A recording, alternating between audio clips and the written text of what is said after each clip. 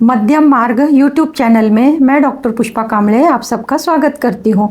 आज मैं आपको सिद्धार्थ गौतम से भगवान बुद्ध की यात्रा में 10 पारमिताएं जो बौद्ध धर्म की शिक्षाएं हैं, जिनके प्रयोग से हमारे दैनिक जीवन में जागरूकता लाने के लिए, आत्म कल्याण के लिए और लोक कल्याण के लिए अत्यंत उपयोगी है। उपेक्षा पारमिता, इसे समचित्तता पारमिता भी कहा जाता है। घृणा, क्रूरता, ईर्ष्या, जुनून के बिना मन की संतुलित दशा को उपेक्षा पारमिता कहते हैं। पिछली वीडियो में दृढ़ संकल्प पारमिता, संकल्प के अनुसार अपने कार्य को करना। करुणा पारमिता, मानव प्राणियों के प्रति प्यार है, इसके बारे में जाना था। सिद्धार्थ गौतम से भगवान बुद्ध की यात्रा शुरू करते हैं। 10 पारमिताएं बौद्ध धर्म की शिक्षाएं हैं। इनका प्रयोग दैनिक जीवन में अपने कल्याण के लिए और लोगों के हित के लिए किया जाता है। पारमिता का अर्थ सर्वश्रेष्ठ सद्गुण होता है। ये बोधिसत्व की सर्वश्रेष्ठ गुणवत्ताएं हैं। इन 10 पारमिता का प्रयोग व्यक्ति ने अपने जीवन में करना चाहिए। जो व्यक्ति शांतिपूर्ण, प्रसन्नतापूर्वक जीवन जीना चाहता है तो उसके लिए 10 पारमिताएं अति आवश्यक और महत्वपूर्ण है। पारमिताएं इस प्रकार है।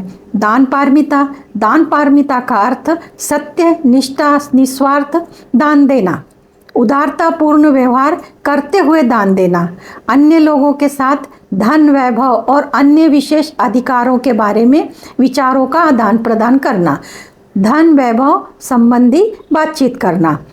दूसरा है शील पारमिता। शील पारमिता का अर्थ अपने जीवन शुद्ध व्यवहार करना, जीवन में नैतिकता की पूर्तता करना, जीवन में आने वाले उतार चढ़ाव से प्रभावित नहीं होना, नैतिकता का आचरण सदैव रखना। तीसरा विवेक पारमिता। विवेक पारमिता का अर्थ सत्य, शुद्ध, निस्वार्थ की भावना रखते हुए त्याग करने का धैर्य रखना, वासनाओं के आकर्षण से मुक्त रहना। चौथा है त्याग पारमिता। त्याग पारमिता का अर्थ विवेकपूर्ण त्याग करने का दृढ़ संकल्प रखना, वास्तविकता को देखना, दुनिया में सभी प्रवृत्तियां अपूर्ण, अस्थायी, अस्तित्व विहीन हैं।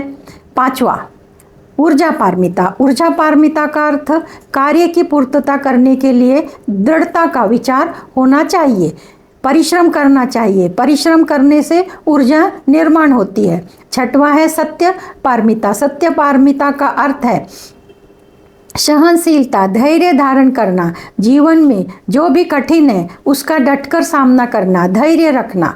सातवां है धैर्य पारमिता। धैर्य पारमिता का अर्थ आचरण को शुद्ध रखना, सत्य को आचरण में लाना, भौतिक, मौखिक और मानसिक कार्यों में पूर्ण सत्यता रखना। आठवां है दृढ़ निश्चय पारमिता। दृढ़ निश्चय पारमिता का अर्थ दृढ़ संकल्प के साथ अपने कार्यों को करना। सभी पारमिताओं को पूर्ण करने के लिए दृढ़ संकल्प का मजबूत होना अत्यंत जरूरी है। नौवां है करुणा पारमिता। करुणा पारमिता का अर्थ मानव और प्राणियों के प्रति प्यार की भावना रखना, सद्भावना से व्यवहार करना बुद्ध की शिक्षा का आधार है।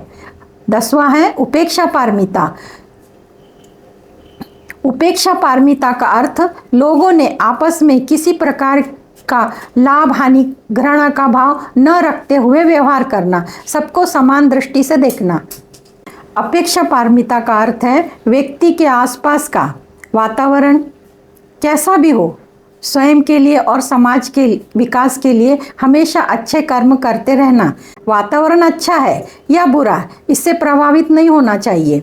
व्यक्ति को चाहिए उसने सबके साथ समान व्यवहार करना चाहिए, सबके प्रति घृणा के भाव को छोड़ना, लाभ हानि का विचार किए बिना सबके साथ समान व्यवहार करना चाहिए।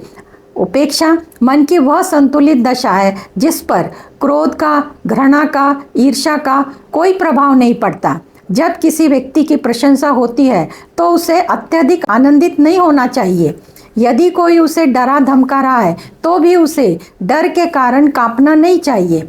उपेक्षा का वास्तविक रूप संतुलन बनाए रखना है। आध्यात्मिकता के लिए उपेक्षा सद्गुण के समान है जो मन को स्थिर करती है। उपेक्षा से मान सम्मान, लाभ हानि, अपमान, प्रसन्नता, आरोप, पीड़ा, प्रतिष्ठा, बदनामी, ये सब जोड़ा नहीं जाता। उपेक्षा इन सब से अलिप्त है। इन सब का उपेक्षा पर कोई प्रभाव नहीं पड़ता। उपेक्षा अत्यंत कठिन सद्गुण है, परंतु सभी कार्यों को पूरा करने के लिए अत्यंत आवश्यक भी है, विशेषकर उन लोगों के लिए जो हमेशा मन से अशांत रहते हैं और खुशियाँ पाना चाहते हैं। खुशियाँ पाने के लिए मन शांत होना अत्यंत आवश्यक है। उपेक्षा पारमिता अन्य पारमिताओं के लिए दिशा निर्धारित करती है। उपेक्षा पारमिता के बिना दान पारमिता, शील पारमिता अथवा अन्य पारमिताओं का उद्देश्य पूर्ण हो ही नहीं सकता। इसके लिए समाज के भलाई के लिए, श्रेष्ठ लोगों के लिए उपेक्षा पारमिता अत्यंत आवश्यक है। यदि किसी व्यक्ति को किसी पदार्थ से सुख मिलता है तो यह लालच है, और यदि किसी व्यक्ति को किसी पदार्थ से सुख चाहिए है और वो उसे नहीं मिलता तब उसे क्रोध आता है। व्यक्ति के लिए लालच और क्रोध दोनों ही हानिकारक है, इसलिए किसी भी प्रकार से विचलित नहीं होना चाहिए। उदाहरण से अधिक स्पष्ट होगा, जब वर्षा होती है तो सभी के लिए समान रूप से होती है, इसे समानता की प्रकृति। फिर भी होने वाली वर्षा की मात्रा भिन्न होती है।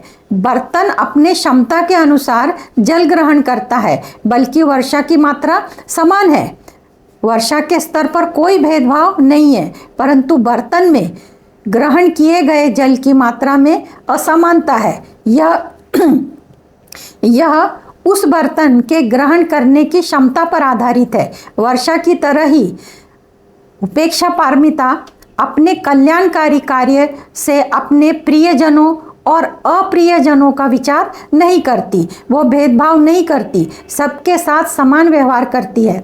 उपेक्षा पारमिता सबके साथ एक जैसा व्यवहार करती है, संतुलित व्यवहार करती है, परंतु इससे प्राप्त होने वाला लाभ समान अथवा बराबर नहीं होता। यह लाभ प्राप्त करने का व्यक्ति के कर्म पर आधारित होता है।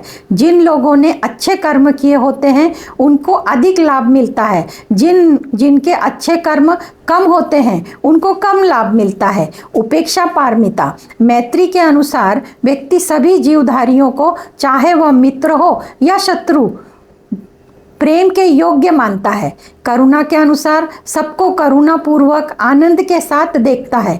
उपेक्षा के अनुसार वह लोगों को भिन्न प्रकार से देखता है। वह सभी जीवधारियों को प्राणियों के रूप में देखता है, न कि उन व्यक्तियों के रूप में जो प्यार करने योग्य है अथवा ऐसे व्यक्ति हैं जिनके ऊपर दया दिखाई जा सकती हो।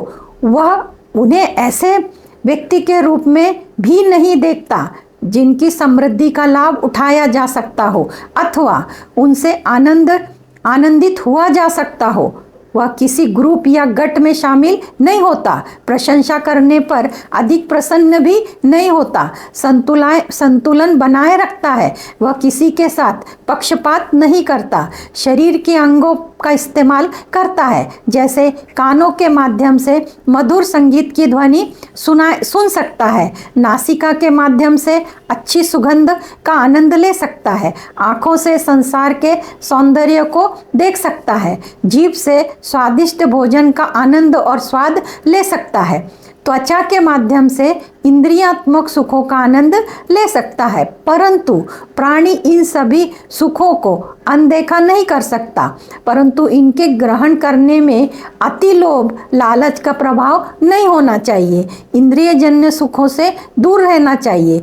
इसके अतिरिक्त बाकी सुखों के लिए उपेक्षा पारमिता का प्रयोग करना चाहिए, यानी इन सुखों में संतुलन बनाए रखना चाहिए। व्यक्ति को उसके व्यक्तिगत सुखों से नहीं रोका जा सकता, बल्कि उसकी व्यक्तिगत सुखों के प्रति लालसा को कम किया जा सकता है। व्यक्ति ने सुखों में रहना चाहिए, परंतु सुखों से अत्यधिक प्रभावित नहीं होना चाहिए। जैसे कमल कीचड़ में खिलता है, परंतु उसे कीचड़ नहीं लगता, वह सदैव सुरक्षित रहता है, सौंदर्य खुशबू बिखेरता है। इस प्रकार सुखों का उपयोग लोग अथवा संसार के भलाई के लिए उपेक्षा पारमिता का प्रयोग किया जाना चाहिए। सुखों का सम्यक उपयोग करना अमृत के समान है। इसका औषधि के समान भी उपयोग किया जा सकता है।